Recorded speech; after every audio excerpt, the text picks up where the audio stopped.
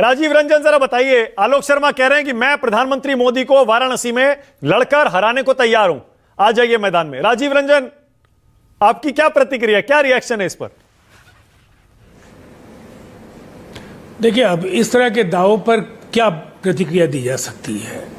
हम लोग अगर विषय पर बात करें तो ज्यादा अच्छा होगा। ये गंभीर दावा नहीं है। हाँ। जनादेश 5 वर्षों के लिए है और 2029 में इनकी पार्टी किनको उम्मीदवार बनाएगी, उस समय मोदी जी के साथ उनका मुकाबला होगा। उस समय जनता अपना फैसला देगी। तुरंत तो देश में कोई चुनाव होने नहीं जा रहे हैं। लेकिन जो आज आपका सवाल है, हाँ, अच्छा, तुरंत नहीं होने जा रहे हैं तो कब होने जा रहे हैं चुनाव? आगे अपनी बात रखना चाहता हूं। मैंने तो आपको बताया, आपके सवाल के जवाब में मैंने बताया कि 2029 में देश के अगले चुनाव होंगे। तो फिर ये लालू जी और तेजस्वी जी क्यों कह रहे हैं कि अगस्त में सरकार गिर जाएगी? अब देखिए, सवाल है, कुछ कहना तो पड़ता है ना। सुर्खियां बटोरने के लिए, चर्चा में बने रहने के लिए कुछ तो कहना पड़ेगा। मुझे नहीं लगता है कोई दाल गलने जा रही है। ये अलायंस प्रीपोल अलायंस है। कोई इसे बैसाखी पर टिका अलायंस बोल रहा है, कोई कमजोर अलायंस बोल रहा है। लेकिन इस बात को आप कैसे भूल सकते हैं कि ये प्रीपोल अलायंस है, ये चुनाव के बाद का जोड़ तोड़ नहीं है। इस अलायंस को जनता ने अगर 293 सीटें दी हैं, तो फिर ये कैसे माइनॉरिटी में ये गवर्नमेंट है, किस तरह से ये बैसाखियों पर है, ये मैं समझ नहीं पा रहा हूं कि कांग्रेस 100 की संख्या पार नहीं कर पाई है। दूसरी तरफ जो भारतीय जनता पार्टी है, वो उनसे लगभग 3.5 गुना ज्यादा बड़ी पार्टी है। अब वहां इन्हें ये लगता है कि वो कमजोर हैं, ये ज्यादा मजबूत है। वो ये कह रहे हैं आप ही की वजह से कमजोर हैं ये। वो कह रहे हैं आप ही सरकार गिराएंगे क्योंकि आपकी डिमांड्स बीजेपी मानने वाली नहीं है, आप डरे हुए हैं एनडीए में। देखिए, इनकी ट्रेन तो छूट चुकी है ना। अब ये अवसर इन्होंने गंवा दिया। अब पछताने से क्या होगा? कुछ नहीं होने जा रहा है। कांग्रेस ने विपक्ष के सत्ता में आने की संभावनाओं पर खुद ही मिट्टी डालने का काम किया।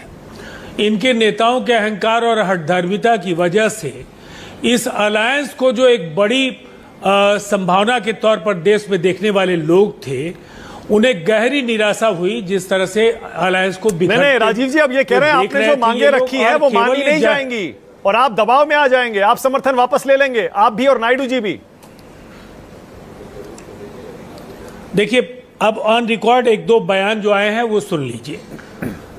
हमारे national working president Sanjay Jha ji की बात लगातार केंद्रीय वित्त मंत्री और केंद्र सरकार के अनेक नेताओं से स्पेशल कैटेगरी स्टेटस और स्पेशल पैकेज दोनों पर हो रही है।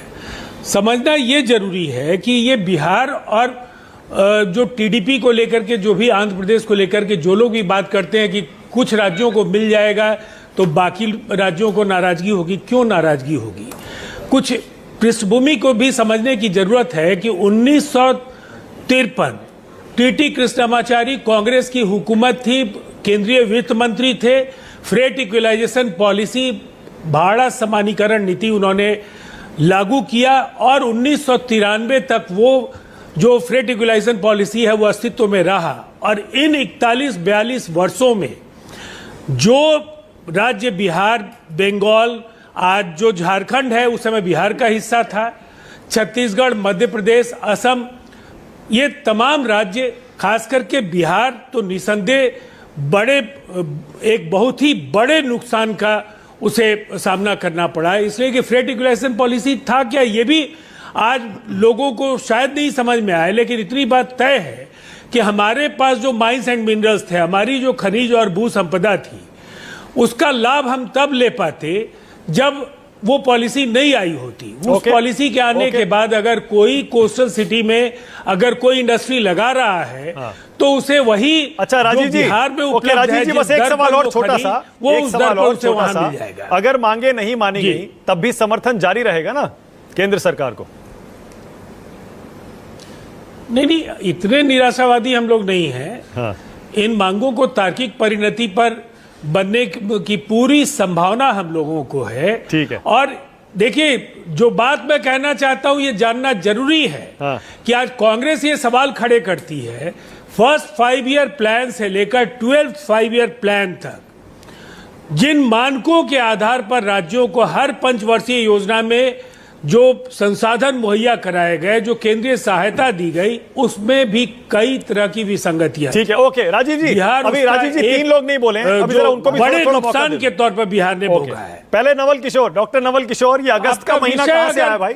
नहीं, डॉक्टर नवल किशोर, अगर आपका विषय इन सवालों को तार्किक परिणति पर पहुंचाना था तो मुझे लगता है इस विषय पर ही बात करना था। हम लोग इसी विषय की वजह से केवल अटकलबाजियों पर हम लोग बात करने के लिए नहीं आए थे। ठीक है, नहीं बिल्कुल राजीव जी बिल्कुल सही कह रहे हैं। और ये देखिए, जैसा मैंने कहा, ये विशेष राज्य की मांग का दर्जा और आपकी जो डिमांड्स हैं वो आपने अभी रखी हैं।